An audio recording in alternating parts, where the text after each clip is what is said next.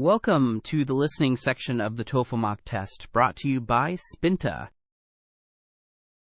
This section measures your ability to understand conversations and lectures in English.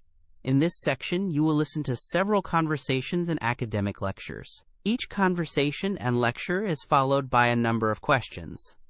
You will hear each conversation or lecture only one time. You may take notes while you listen. You may use your notes to help you answer the questions. Some of the questions will replay part of the audio for you. Answer the questions based on what is stated or implied by the speakers. You must answer each question before moving on. You cannot return to previous questions in this section. Good morning, everyone. Today I want to talk about coastal wetland resilience in the context of climate change and sea level rise. Coastal wetlands include salt marshes, mangroves, and tidal flats. They provide important ecosystem services such as storm protection, carbon sequestration, and nursery habitat for fisheries, but they are also among the most vulnerable environments to rising seas and human modification. I will structure the lecture in 3 parts. First, I will describe the physical processes that control wetland elevation relative to sea level. Second, I will review examples where those processes are being altered. Third, I will discuss management strategies that increase resilience, with real-world case studies and trade-offs. The first concept to understand is relative sea level rise. This term combines global sea level change with local vertical land motion such as subsidence or uplift. For a wetland to persist, vertical accretion through sediment deposition and organic matter accumulation must at least keep pace with relative sea level rise. 2 key controls on vertical accretion are sediment supply from rivers and the productivity of plants that build peat. Consider the Mississippi Delta. There, river leveeing and upstream sediment trapping by dams have reduced sediment supply. At the same time, oil and gas extraction and natural compaction cause subsidence. The combination accelerates relative sea level rise and has led to rapid marsh loss in Louisiana. This illustrates how human activities far inland can influence coastal resilience. A contrasting example is the Sundarbans, the mangrove forest between India and Bangladesh. Mangroves attenuate wave energy and reduce storm surge, protecting coastal communities. In some studies, intact mangrove belts have reduced wave heights by roughly 1 meter under storm conditions, translating into fewer flood impacts landward. However, even the Sundarbans face challenges from accelerated sea level rise and upstream freshwater extraction. Ecologically, we often measure a wetland's capacity to keep up using vertical accretion rates. Many salt marshes need vertical accretion of at least 3 to 5 millimeters per year to keep pace with current rates of sea level rise. Where accretion rates are lower than relative sea level rise, marsh platforms lower in the tidal frame become more frequently inundated. Vegetation stress increases, and conversion to open water can follow. So what management options exist? Broadly, there are hard engineering approaches, like seawalls, and nature-based approaches, sometimes called living shorelines. Living shorelines use materials such as oysters, marsh plants, or coir logs to stabilize the shore while preserving habitat.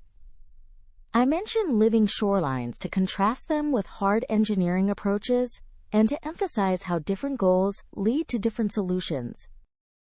There are trade-offs. Seawalls can prevent erosion at a single location, but they often increase wave reflection and scouring at adjacent sites. They also cut off the intertidal zone and reduce habitat. Living shorelines require appropriate conditions to succeed, such as sufficient fetch and sediment, and they may need maintenance after storms. An important planning tool is managed retreat. That means moving infrastructure and people away from vulnerable coasts to allow wetlands to migrate landward as sea level rises. Managed retreat can be politically challenging, but it increases landscape-scale resilience by providing accommodation space for wetlands. A successful example is a coastal zone where local authorities removed an armored road and restored tidal flow, allowing marshes to re-establish. Another concept is sediment augmentation. In some areas, sediment can be redirected or pumped to marsh surfaces to raise elevation. This approach was used experimentally in parts of the Mississippi Delta and in the Netherlands. It can buy time, but it is resource-intensive and depends on sediment availability. Finally, I want to stress co-benefits. Protecting or restoring wetlands not only reduces flood risk, but also stores what we call blue carbon in soils and vegetation. Coastal wetlands accumulate organic carbon in anaerobic soils, which slows decomposition. This means investments in wetland resilience can contribute to climate mitigation as well as adaptation. To summarize, coastal wetland persistence depends on the balance between relative sea level rise and vertical accretion driven by sediment and plant productivity. Human activities can change that balance both positively and negatively. Management options range from hard engineering to nature-based solutions and managed retreat. Choosing the right approach requires an assessment of local processes, social goals, and long-term sustainability. If you take away one point, it is this. We emphasize living shorelines because they work with natural processes and provide multiple co-benefits. Thank you. I will take questions now.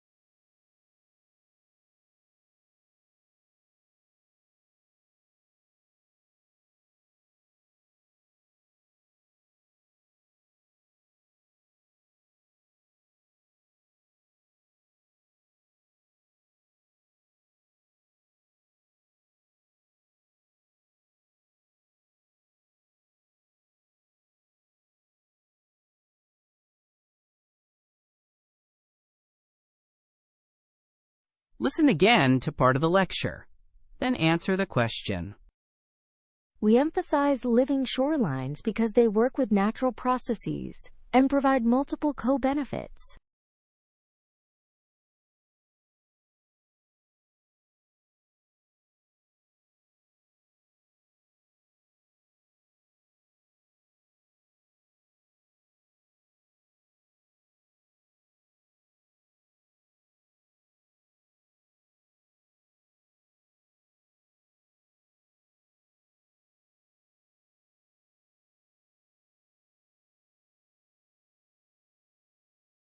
For more TOEFL mock tests, as well as IELTS and Cambridge practice, visit www.spinta.org. We provide updated tests every single day, AI feedback for your speaking and writing responses, and access to a wide range of high-quality mock tests to help you prepare with confidence.